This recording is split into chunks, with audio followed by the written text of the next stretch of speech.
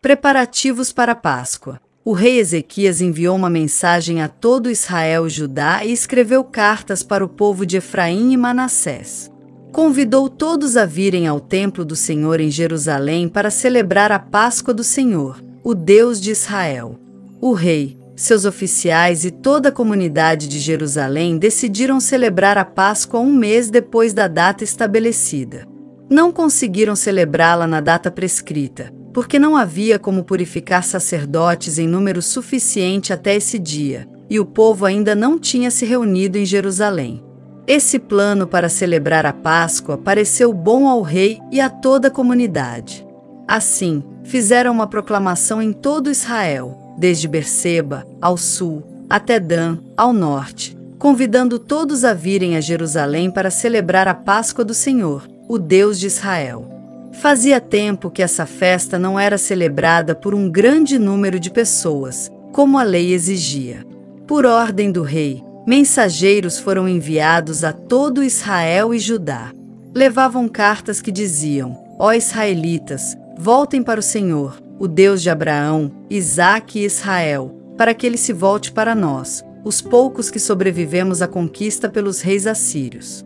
Não sejam como seus antepassados e parentes que foram infiéis ao Senhor, o Deus de seus antepassados, e se tornaram objeto de desprezo, como vocês mesmos podem ver.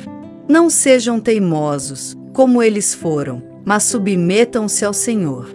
Venham a este templo que ele consagrou para sempre. Adorem o Senhor, seu Deus, para que sua ira ardente se desvie de vocês.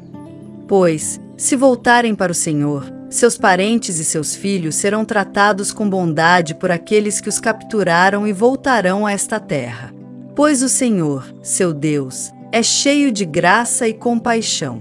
Não os rejeitará se voltarem para ele. A celebração da Páscoa. Os mensageiros foram de cidade em Efraim e Manassés e até o território de Zebulon, mas a maioria do povo riu e zombou deles. Contudo, alguns de Asser, Manassés e Zebulon se humilharam e vieram a Jerusalém. Ao mesmo tempo, a mão de Deus estava sobre o povo da terra de Judá, dando-lhes um só coração para obedecer às ordens do rei e de seus oficiais, conforme a palavra do Senhor. Assim, uma grande multidão se reuniu em Jerusalém no segundo mês, para comemorar a festa dos pães sem fermento. Começaram a trabalhar e removeram os santuários idólatras de Jerusalém. Também removeram todos os altares de incenso e os jogaram no vale de Cedron.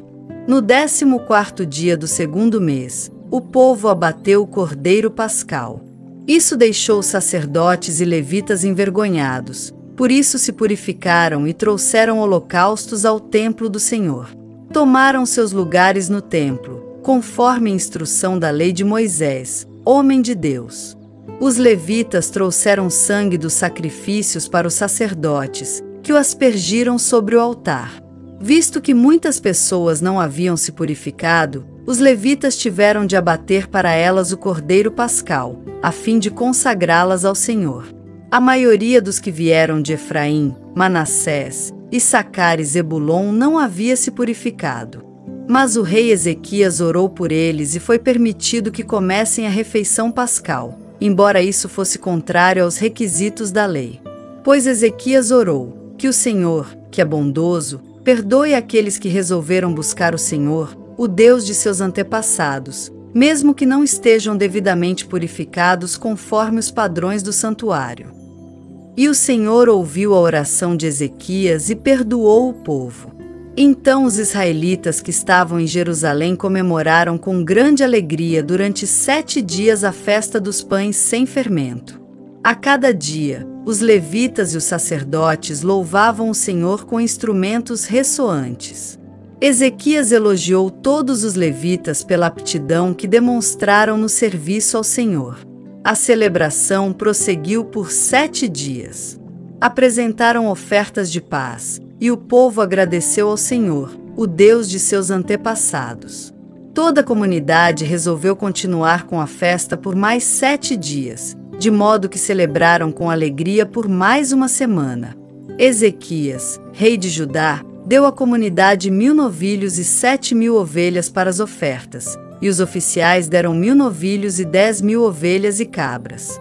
Nesse meio tempo, muitos outros sacerdotes se purificaram. Toda a comunidade de Judá se alegrou, incluindo os sacerdotes, os levitas, todos que vieram da terra de Israel, os estrangeiros residentes em Israel que vieram para a festa e todos que moravam em Judá. Houve grande alegria em Jerusalém, pois a cidade não via uma celebração como essa desde os dias de Salomão, filho do rei Davi. Então os sacerdotes e os levitas se levantaram e abençoaram o povo, e Deus, de sua santa habitação nos céus, ouviu sua oração.